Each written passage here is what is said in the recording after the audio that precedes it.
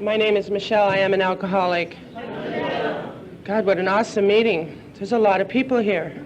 I'd like to welcome the people that took chips. Roberta, I don't know if you remember me, but I remember you. I've seen you in a meeting a couple of times before, and it's nice to see you back. And, you know, when I come into Alcoholics Anonymous, I was not a nice lady. A lady was not even a word in my vocabulary at that point. I came into Alcoholics Anonymous with a husband and 2 kids. And I sure as heck didn't get here to get sober. I was always looking for it. Whatever it was, I wanted it. And what it was like is I come from that dysfunctional alcoholic family, and I lived in the streets of Linwood, and I was my mom's gopher. And off of Long Beach Boulevard, and I lived on Pope Street, and you hook a left on this one corner, and you make a right, and you go to this little market, and I had a little note in my hand, and I'd get my mom her pack of Pall Malls and her Seagram 7, and I would hide her stuff from my stepdad and keep tabs on it, and I was her little take care of person. And I became the mama to the brothers and sisters that she kept having, and I have a lot of uncles. And so I learned at a real early age. At 5 years old, I was standing at the stove cooking eggs for my brothers and sisters. So that they could eat, or putting on those, you know, those, remember they used to have those big, big coats. They used to call them pea coats, I think. And, oh God, I'm getting old. And I put that thing on, and I was just a little thing, and I had a twin brother, and he was as useless anyway. And I'd go down to this little market on Long Beach Boulevard, and I'd go in there, and I'd stuff the Twinkies or the candy bars or the chips or the gum or whatever, because I thought, you know, I had to take care of my brothers and sisters. That's just the way it was. And I was about 8 years old when the first this was normal. This was not anything that was, I didn't know. I just didn't know anything was supposed to be different. And I remember I was about 6 or 7 years old, and I had a grandfather die who I never knew. But we had all these people in this house, and everybody was just getting blitzed. I never had the urge to drink when I was young. I lived in too much fear, because we never knew what was going to happen. Dad liked to beat up Mom a lot, and Michelle liked to protect her mom. And that's what I knew. And then I was about 7, 8 years old, and I had this cousin who was about 16, and she was supposed to be babysitting, and I was one of those kids that sat on that bar, you know, when Mom and Dad went to the bar, because it was just across the alley. And I happened to be home, and my stepdad had come home, and he was chasing after that cousin of mine, and he's trying to get some of her, and she ran out the front door, and he got me instead. And that was the first violation that I never even understood what it meant, but I knew I was hurting, and I was in a lot of pain, and I had nobody to tell. And Mom sure as heck couldn't hear me. I lived in so much fear that there was a construction going on in the place not far from where we lived, and I was a tomboy. You know, I had 5 brothers. I had to keep up with their rear ends. And we were out playing, and it was at a park. I think it was Ham's Park. It was somewhere in between there from where I lived and that park, and there was some construction going on, and we were where we were not supposed to be. And I fell, and I hurt myself, and I had hurt myself so bad that it had required stitches, but I was too afraid to tell my mom, and I ended up having to go to the hospital, and they had to do the fixing, and I got a beating for not telling her, you know. And when my mom drank, she liked to hit, you know, and when my dad drank, he liked to hit. So when he hit her, she hit me, and I protected the brothers and sister. And I was about 9 years old, and my mom wanted I remember as clear as day, it was a pink radio. I did not know this was dysfunction. I knew this was normal. She wanted this pink radio out of the bedroom, and when my mom said she wanted something, she wanted it, like now. And so I went to go get it, and I'd always felt a little different from the neighborhood kids. I didn't get to play with them very often, and I wanted to do the dress up with the girls down the street, and I wanted to play like them, and I could never do that. And so I go to get this radio, and I can't get it unplugged, and but I'm shaking. I got to get this radio to my mom, and it was plugged into an extension cord, and I'm pulling, and I couldn't get it. So like an intelligent 8 or 9-year-old that I was, I figured, well, if I anchor it and pull it, I'll be able to get it. So I anchored it in my mouth. And I have remnants of it today. And that was the beginning of my being different from my fellows. I had the infection in my eyes. How I'm able to see is only by the grace of God. I have scars going all the way up into my mouth and then a little bit here. But when I was a kid and you're little, I had the scar visual all the way on the outside of my mouth. I was obviously different from you, and I was ugly. And after what my dad had done to me, I was even uglier. And therefore, I didn't fit in. You know, I was just taking up space, and I became that mechanical robot. At 10 years old, I went to school, and I didn't go to school much. Truant officer came to the house a whole lot, and I'll tell you what, 5-year-olds I didn't know had periods, but I did. You know, all kinds of reasons why I wasn't going to school. And the system came in and took us away when I was 10 years old, and one of those days I just happened to be in school, and they took us to the welfare office down in Los Angeles County, and nobody told me what was happening. Nobody told me where we were going. I was this little mama protector, and these brothers are slowly disappearing one by one, and I'm the last one sitting there.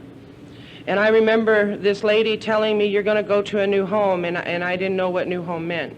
And all I wanted to do was get home to my mom. And so they put me into a foster home, and again, because they all went first, I was last. One more time, you know, I didn't get mine, so I thought.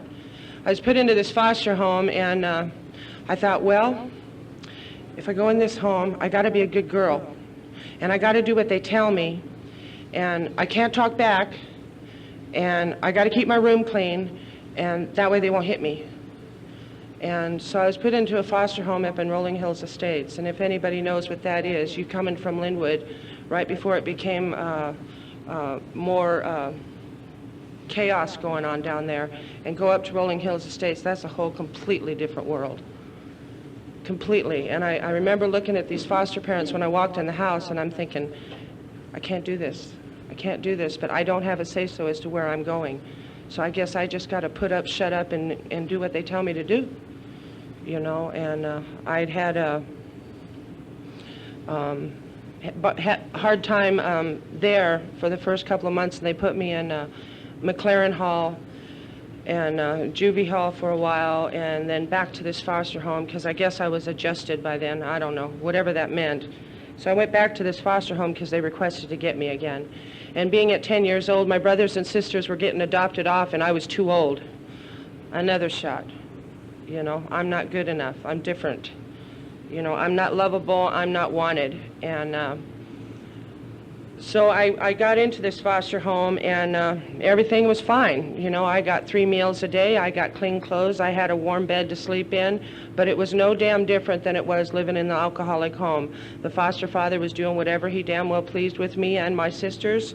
And if we said one word, the threat to me was, you'll go back to McLaren Hall or Juvie Hall, and they'll believe us before they believe you. And that's as far as it went. So I played the part.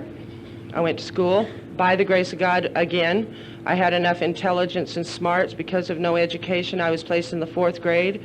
And I had this teacher, and I can tell you, at 10 years old, this teacher, Mrs. Corliss was her name, and I'll never forget her as long as I live. That was the one lady that had truly loved me for the first time in my whole life. She doted on me, and she paid attention to me, and she told me I was special and that I was pretty, and you know, and I was just this little twig with a big bloated stomach from malnutrition, and but I felt special every time I went into her class. I lived for that class. And I got very sports oriented, and I loved sports, and that was my way to ventilate. It never registered to drink or use, never. It registered to get out. It registered to be somewhere else. It never registered to drink or use. I figured this is what I'm supposed to do. Put up and shut up, and you're not allowed to have any feelings whatsoever, and nobody's going to hear you anyway, so deal with it. And I used that attitude for a long, long time. I'd been in this foster home for 3 years, and I had heard that my mother had had a new baby. And I was about 13 years old at the time, and my clarity at the time that I was told is, well, that's good. She doesn't have 6, she only has 1. She can take care of this 1. You know, I don't know where that came from, but it was that hope that my mom was a good mom, you know, the love of the child. Needless to say, same thing happened. And that child was unemotional, had to go through UCLA, had no emotion, couldn't even cry when she got hurt. And that's when I turned to hate. I hated and despised the mother that I had. And the foster mother that I had was what she was. And she liked to punish us. And being that I was the oldest, again, it was up to me to be responsible and make sure that those brothers and sisters did what they were supposed to do when she was gone. And in this foster home, she had the French vanilla ice cream, and we had the ice milk. You know, it was just that way. So I never really got that footing. I never really got that grounding. And I missed my brothers and sisters terribly, terribly. And I didn't see them for a long time because the system had said that if I had seen them, because of my mothering attitude toward them, it would hurt them more than help them. One more time, not good enough. You know, I screwed it up, and I didn't know what I screwed up. So I lived that way for a long, long time, and, you know, I graduated from high school, and I was a senior in high school, and I wanted to be a part of. God, I wanted to be a part of. I was tired of being this good kid, because even if I was being a good kid, I wasn't good enough. You know, so I just wanted to be a part of, and I remember I had this best girlfriend, and I said, you know what? I'm tired of being good. I'm getting in trouble when I'm being good, so to hell with it. That first time I said, excuse me, fuck it. I want to do what I want to do. So this girlfriend and I set up that I was going to go spend the night at her house, and I got drunk. I drank everything that I could possibly find. I can't tell you that I got that rush feeling when it went down my throat. I remember the feeling. I can't tell you that I felt like the most beautiful girl in the world, but I felt that for the first time in my life, I was okay. I was not less than anymore. I wasn't the bad girl anymore. I wasn't the rejection anymore. I felt okay, and I had a ball. The only problem is, when I drank, I go deaf. And when I drink, I pretty well do what I want to do. And none of you exist. And that helped me. That helped me with the pain that I was going through internally. I didn't know how to release that stuff. I remember laying in bed after this foster dad had left my room one more time, laying in my bed, and my ultimate dream was all I ever wanted to do was grow up, get married, have a nice house, and have a bunch of kids. I wanted a baby, and I wanted to be a mom, and that was my ultimate dream. And I remember laying in this bed after the foster dad left the room, and I'm crying, and it's that silent cry. We've all had it at one point in time. And I'm laying there holding this pillow, and all I could think of is when he walked out of that room is, God, if I can get a gun, and if I can't get pregnant, and if I can't have a kid, I'm going to kill the son of a bitch. That's all I wanted to do. And I meant it. I meant it with everything in me. And I didn't realize at that time that was vengeance. It was wanting to get out and lash out to the person that it belonged to. And I wasn't able to do that. I graduated from high school, and that's when the party began. I was still a ward of the court. I was a ward of the court until I was 21 years old. They pretty much told me what I could do, couldn't do, when to do it, how to do it, and why I should do it. And wanting to be the good girl and do it right, I did. And I got accepted. I ended up leaving this foster home and going into another one, and they became a legal guardian so that I could graduate from the same high school, because I had one determination, one set goal in life, and he said it earlier: I'm not going to be like my mom. I am not going to be like my mom. So my goal was to graduate from high school, and I did. And it was through the love of these people and through the love of my best girlfriend at the time, and I graduated. And I got accepted to Cal State Northridge, and I went to college there. Well, needless to say, it didn't last long. I found out what partying was. I found out what co-ed dorms can do for you, you know. I found out that the week goes not Sunday and Saturday and Sunday are not your weekends. It's Thursday through Monday, you know. Sometimes we can squeeze in a little Wednesday, you know, and that didn't work out. And then that's where my run-in began. And I came out here to Long Beach State. I had some friends who had gotten accepted over there, and we were going to party down. And I got into Sherm's, and boy, did I like that stuff. I didn't have to think. I didn't have to feel. I just had to be. Whatever it was, it didn't matter. There was no shame, you know. Being a woman alcoholic, a lot of you sitting here know, there's no shame. And it scared me. I had had a bad trip on this. When I smoke Sherm, I can't taste. And we decided we're going to have an omelet cooking party. So these two roommates of mine are cooking omelets, and we are cooking every kind of omelet that you can possibly think of. And I'm sitting in the middle of the living room floor in this beanbag chair, and there's a saltwater fish here, tank here, freshwater tank here, and there's a song on, and it had to do with Edgar Allan Poe. I can't remember the group, but those damn dragons started chasing my ass. And we had a hell of a time with that carpet. Those damn things bit me a lot, and I ended up running again. This time I ran to Riverside to some friends, and that's where my life started. I found speed there. I got a job there. I met my husband at a bus stop. I married him because I didn't want to say no, and he was a pain in the ass anyway, and that's what I was used to. So everybody else is getting married at 20 years old. I might as well do it too, and I did. Well, this husband, he liked speed, and he loved feeding it to me, and he liked his alcohol. And we fought a lot, and we fought a lot some more. And I quit working, and I ended up having my daughter in 1980, and in July of 1980, and she was about 3 months old, and the drinking and the jails and the weekend to banning and the fines and him getting pulled over and him getting paid, and he gets paid on Thursday and I don't see him till Tuesday. You know, the car broke down a lot. There were a lot of 24-hour restaurants, and I got stupid. You know, and one of the contingencies of my staying in that marriage was that he go to Alcoholics Anonymous. If he didn't go to Alcoholics Anonymous, I'm out of here, and I meant it. I truly, truly meant it.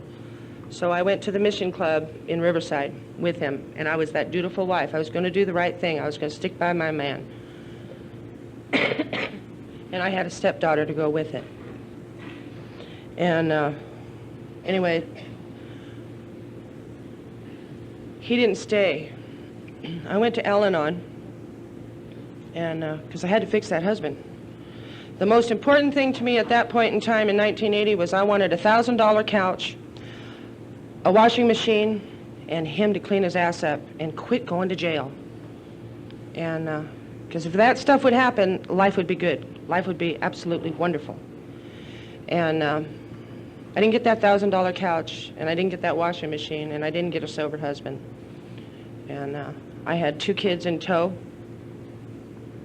And I fiddled around with AA, but I went to a lot to Al-Anon, and he quit going to AA. And finally, an Al-Anon sponsor, I had called her up one night because we were going to Joe's Pizza out in Sunnymead at that time, and I was highly pissed off that we were getting this awesome pizza and I couldn't get a pitcher of beer. And I called my Al-Anon sponsor, and she's one of those that says, maybe you ought to take a look at that. And I went, no, no, no, no, no, not me, not me. So I took a look at it, and I started coming to Alcoholics Anonymous. And I'd had another little baby by then. I had a little boy. And finally, I decided I didn't want any more of that. I was real glad to see the people collect their chips tonight. I don't know what it did for you, but to get that chip was the most important thing in the world to me. Was the most important thing in the world to me other than my kids. And I remember I was about 9 months sober, and 9 months sober to me was a milestone because the only thing I had done consistently for 9 months was have babies. So getting 9 months sober was a big deal, and to collect that chip was even a bigger deal. And I was thinking my husband was doing whatever he could to keep me away from meetings, that you people were crazy, you were out to use me and brainwash me.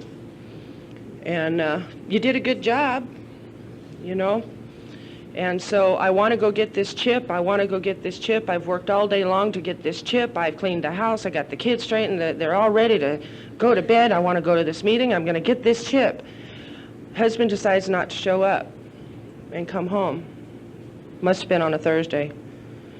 And 11 o'clock that night, I get a phone call, and I'm fuming.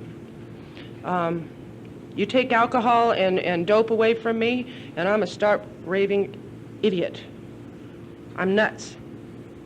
And I was hurt, and I was angry, and I was pissed off, and I felt less than, not good enough, and I was proud of staying sober and clean, and I wanted that damn chip, and I wasn't important.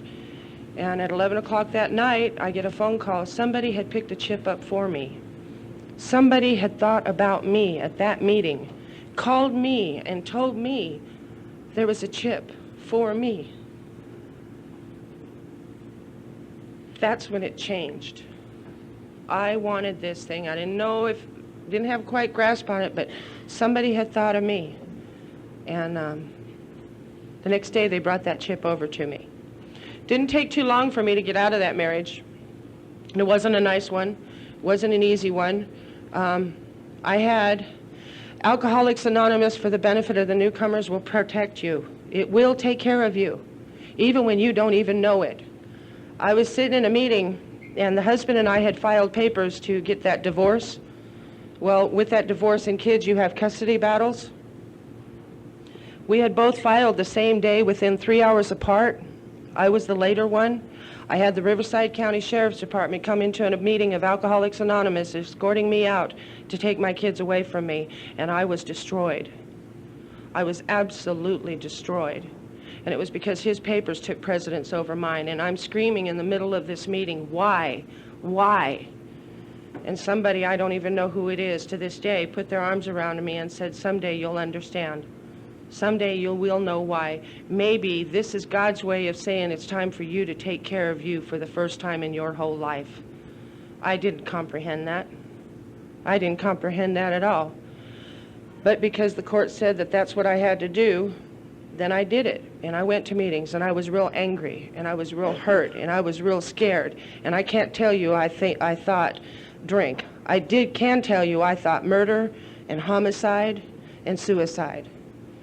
I just didn't know how I was going to do this thing. And so I went to school like you had suggested, and I went to step study meetings, and I went to big book meetings, and the anger never left. In 2 years sober, I called this guy. He was a real spiritual person out in Riverside. He was kind of like that spiritual guru they talk about. And he told me, he said, just know that when you go up those court steps today that you have God in hand with you. I said, I don't believe that. There had never been a God in my whole life that ever protected me and cared what I wanted. He said, just try it. Just try it. So he said, please say the prayer with me over the phone. And so I did. And it was that blind faith. It was that blind faith. And I went up those Riverside steps, and I'm telling you, it was like I was climbing that mile high, you know, where those steps are like an inch apart, taking me forever to get up there. And I went. For some reason, he didn't show up. Can't tell you why. I didn't do it. I showed up, and I didn't want to be there. I flat told this guy I didn't want to be there. because I just knew that judge wasn't going to let me have these kids, especially if he found out what I had done. And he didn't show up, and I got those kids. And I had that job, and I had a home, and I had a car, I had an income, and I had beds for them to sleep in. And life was good. And I was sitting in a lot of meetings saying life is good. And I was sitting in a lot of meetings saying this is what you can have. And I was sitting in a lot of meetings saying life is just wonderful if you just don't drink. What I was doing when I was leaving the rooms, though, was burning anybody that I could burn. I was reacting to anyone that pissed me off, you know, and it took me a long time not to do that. I didn't care if you were man, woman, or child. I yanked your ass out in the parking lot. Didn't bother me. I was called 50-foot woman for a long time, and I hated that. I hated that label, and I didn't know how to stop it. I was doing the same things that I was doing when I was out there drinking and using, sober. And I could sit in the room with you, and I could have burnt you. I could have lived in your home and stole from you. I could have taken everything in your home and taken it all for granted and just moved on someplace else because I didn't want to be responsible where I was at. You know, you don't like me here? Fine, I'm out of here. And I did it, not knowing I was burning every bridge along the way. And at 3 years sober, I went back to that husband because I was so happy with sobriety. I had it together. All I got a year and 4 months later was another baby. I did learn how to have babies in this program. You know, I had another little baby boy. He was 9 months sober. I lost that wonderful job that they were willing to train me on and pay me to train me. I lost that home, and those kids were there again. And I'm in the middle of the street of Mission Boulevard. That's how well I had my stuff put together. And I had so much guilt for the people I had burned in Alcoholics Anonymous. I couldn't go there. And I sure as heck didn't want to be in Glen Avon where I was at, so I couldn't go there. And I'm in the middle of Mission Boulevard on my knees with 10 cents to my name. And I'm wanting a Mack truck to come and squash my ass because I'm tired. I am just tired. I don't want to do this no more. And I don't know how not to do this no more. And I have no place to go. And my father-in-law at the time put me up in a motel room with a 12-pack of Pepsi, 3 bags of Doritos, and a carton of cigarettes. And I stayed there for a week because I had to walk away from these kids because if I'm walking, I can't take these 3 babies with me. And I don't know what to do, and I know I need to get to Alcoholics Anonymous, and I know they're going to help me, but I got to get there, and I don't know how to get there. I can't pick up that phone. It's 1,001 pounds. I can't pick it up. Finally, my father-in-law came and told me, I can't pay for another day. You have to go somewhere. So he dropped me off at the club. It was a new club there in Riverside, and I remember walking into it was just kind of like this, and I walked through the door like that, and there was a little alcove there. It had a little pay phone and nothing else there. And when I walked through that door, I felt like 50 million pounds fell off of me. I didn't feel naked. I just felt weightless. And I stayed. And I have stayed since February 4th, 1985. And by the grace of God, I'll celebrate 14 years this next year. For the benefit of the newcomer, when you're a first-timer and you come here, stick with it. You get it. You can get it all. You can get all the wisdom. You can get all the experience. You can get sober. You can even get crazy. You know, and you get a lot of knowledge. A lot of knowledge. But what I didn't, when I had to come back that second time, and I've stayed back, I've had to work my ass off. It didn't come easy. Didn't come easy. I had a whole lot of amends to make. I had another baby. Number 4. I stayed sober. Number 4, life got good. You can have a relationship in here. They say you can't, but you can. You don't have to read the big book. You don't have to do the 12 by 12. You can do anything you want in Alcoholics Anonymous. Just know one thing, guaranteed, know one thing. There is a price to pay no matter what you do. Doesn't say, you know, that always gets me in a meeting is when people say, well, if you're willing to pay the consequences. I've never been willing to pay any consequence. So I live by the rule, just know there is a price to pay. Do you want to pay it? You know, and as a result, what I did do is I did get that sponsor, and I have a sponsor who's got 38 years in this program, and I love her to death. And that sponsor for you women will take me and put me in her lap and rock me, because I can hurt so bad, especially when I was doing that inventory and doing that soul searching and getting rid of all that pain that when I got it all out on paper and I shared it, wasn't even mine. It was the result of somebody else's actions. And I thrived on it, and I didn't know how to break it.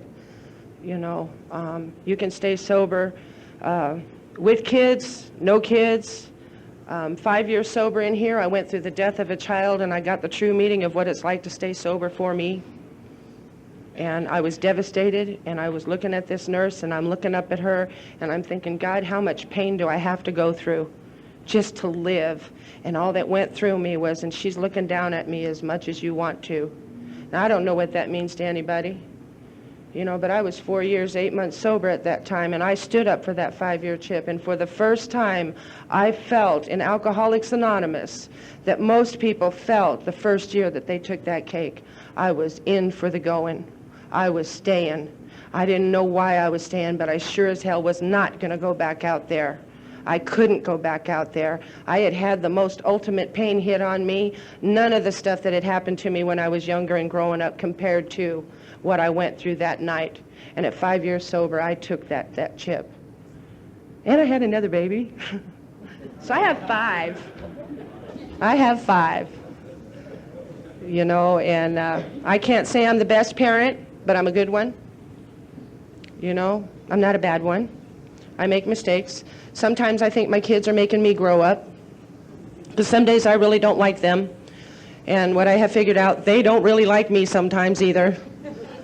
You know, you can get an education in here, and the people in Alcoholics Anonymous really do love me. It doesn't matter whether you like me, you're stuck.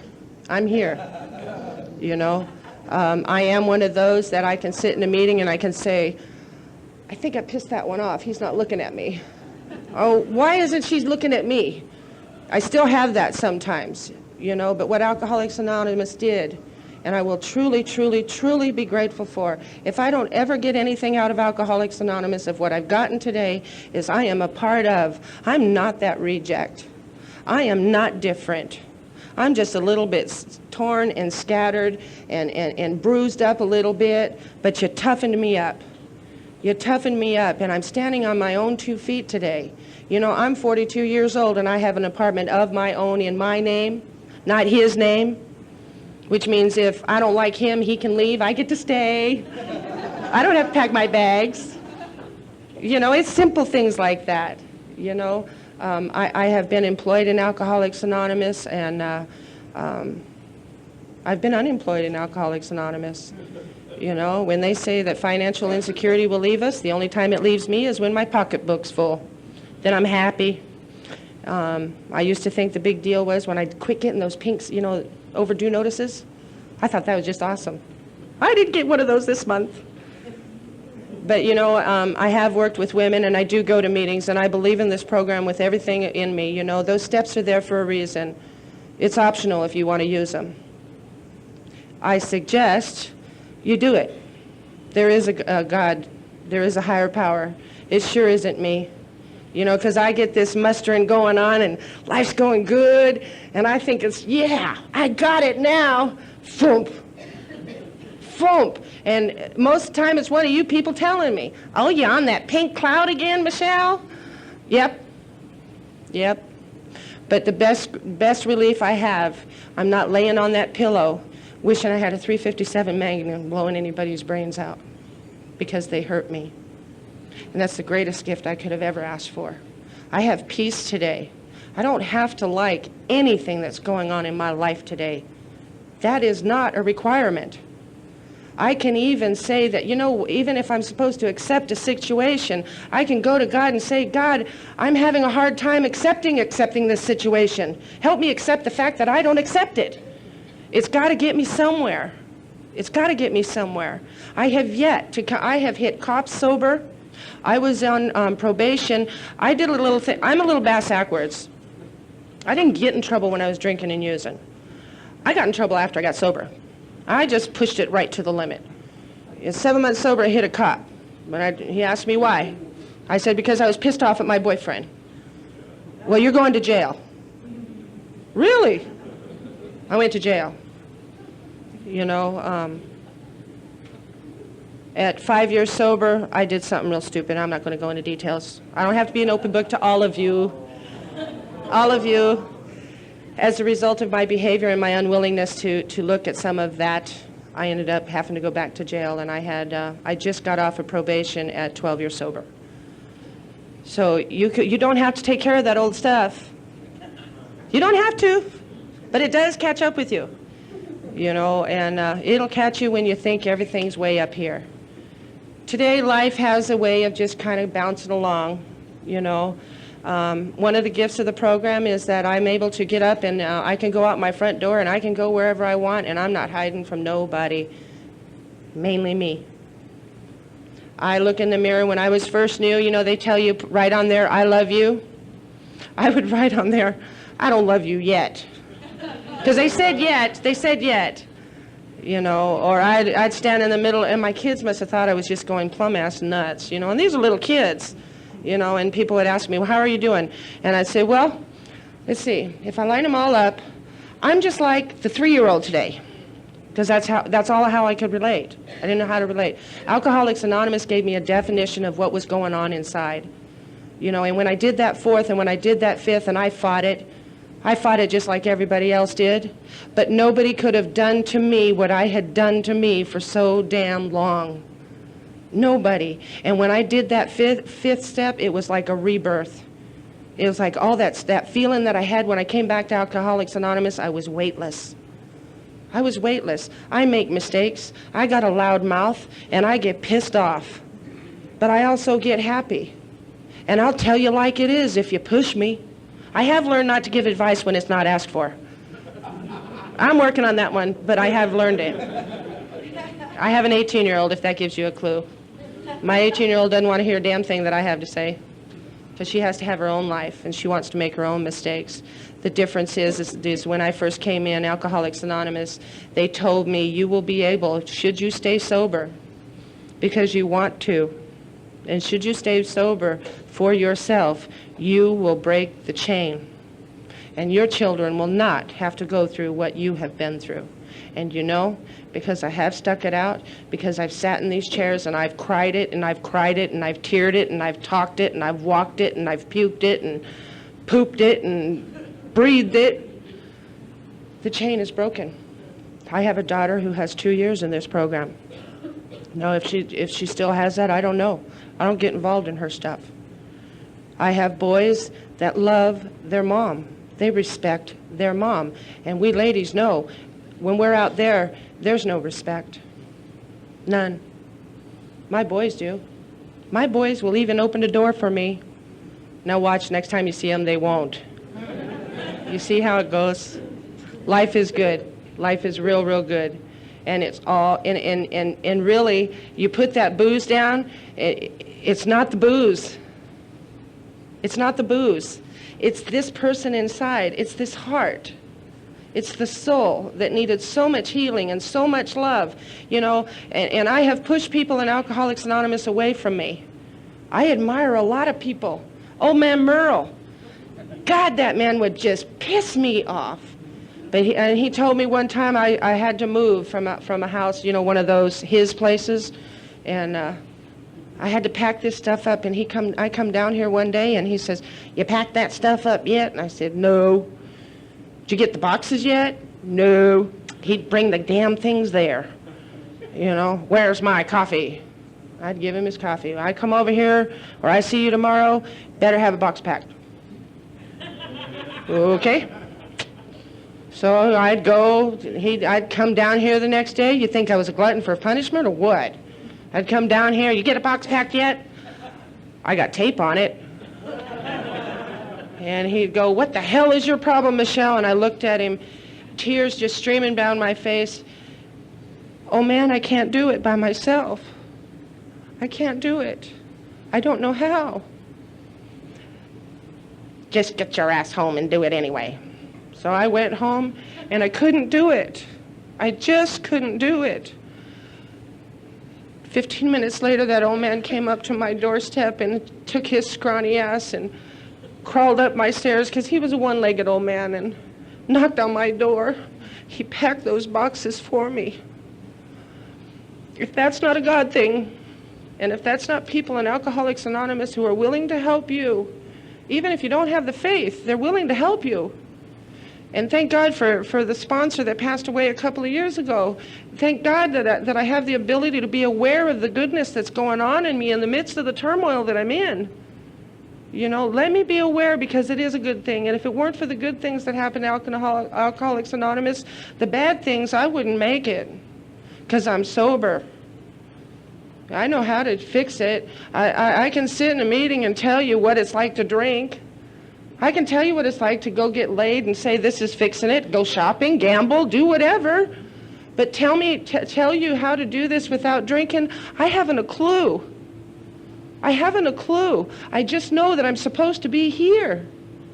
And as a result, I had mentioned this foster sister that helped me graduate from high school. They were the Joneses. They did everything right. There was no chaos in their house. It was a good house. 20 years later, a week ago, I got to see that girl again. And guess what? She's got 5 kids too. And she's the Joneses.